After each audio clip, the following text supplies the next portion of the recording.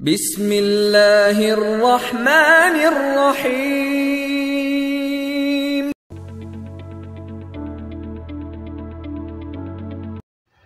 السلام علیکم ورحمۃ اللہ۔ اربوں خربوں درود و سلام خاتم النبیین سیدنا حضرت محمد صلی اللہ علیہ وآلہ وسلم پر، آپ کی آل پر۔ اللہ تعالیٰ مغفرت فرمائے میری، آپ کی، ہمارے والدین کی اور امت مسلمہ کی۔ آج کی بات شروع کرنے سے پہلے آپ سے گزارش ہے کہ اللہ اور اس کے حبیب کا پیغام تمام مسلمانوں تک پہنچانے میں ہماری مدد کریں۔ اس ویڈیو کو آخر تک دیکھیے اور لائک کریں اور کمنٹس میں مجھے اپنی رائے سے ضرور آگاہ کریں۔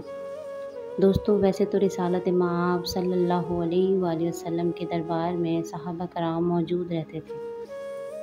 ایک بار آپ صلی اللہ علیہ وآلہ وسلم واعظ فرما رہے تھے کہ آپ نے صحابہ کرام کو کچھ نصیحتیں کی۔ نبی پاک علیہ الصلوۃ والسلام نے فرمایا، طویل خاموشی اختیار کرو، دیر تک چپ رہا کرو۔ فرمایا، اگر تم اسے لازم کر لو گے تو یہ چیز شیطان کو زیادہ پھٹکارنے والی ہے، دور کرنے والی ہے، اور تمہارا طویل وقت خاموش رہنا، لمبا وقت تک چپ رہنا تمہارا مددگار ہوگا۔ تمام صحابہ میں سے ایک صحابی رسول حضرت ابو ذر غفاری نے عرض کی، یا رسول اللہ، کچھ اور فرمائیے۔ تو حضور صلی اللہ علیہ وآلہ وسلم نے فرمایا، بہت زیادہ ہنسنے سے بچو، کیونکہ بہت زیادہ ہنسنا دل کو مردہ کر دیتا ہے اور چہرے کے نور کو غارت کر دیتا ہے۔ پھر ابو ذر غفاری رضی اللہ عنہ نے عرض کی کہ یا رسول اللہ، کچھ اور فرمائیے۔ تو آپ صلی اللہ علیہ وآلہ وسلم نے فرمایا، تم حق بات بول دیا کرو، اگرچہ کسی کو کڑوی ہی لگے۔ صحابہ نے فرمایا کہ یا رسول اللہ، کچھ اور فرمائیے۔ تو حضور اکرم صلی اللہ علیہ وآلہ وسلم فرمانے لگے کہ اللہ تعالیٰ کے معاملے میں کسی ملامت کرنے والے کی پرواہ نہ کرنا، رب کی رضا کا کام کرتے رہنا، اور اگر تمہیں کوئی برا کہے، تم پر تنقید کرے تو اس کی پرواہ نہ کرنا۔ صحابہ نے عرض کی، یا رسول اللہ، کچھ اور فرمائیے۔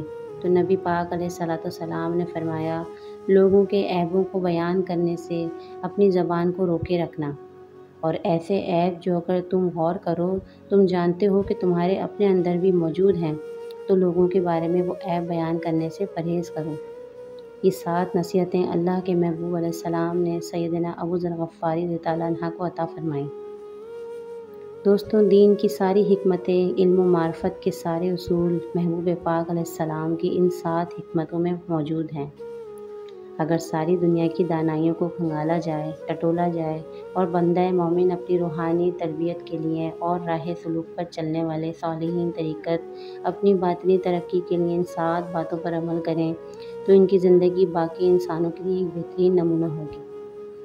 میری رب العزت سے یہ دعا ہے کہ اللہ پاک ہمیں اپنے محبوب پاک رسالت مآب صلی اللہ علیہ وآلہ وسلم کے بنائے ہوئے طریقوں پہ زندگی گزارنے کی توفیق عطا فرمائے، آمین۔ دوستو، اگر یہ ویڈیو آپ کو اچھی لگی ہو تو اس کو صدقہ جاریہ کی نیت سے دوسروں تک ضرور شیئر کریں۔ اگلی ویڈیو تک کے لیے مجھے اجازت دیجیے۔ السلام علیکم ورحمۃ اللہ۔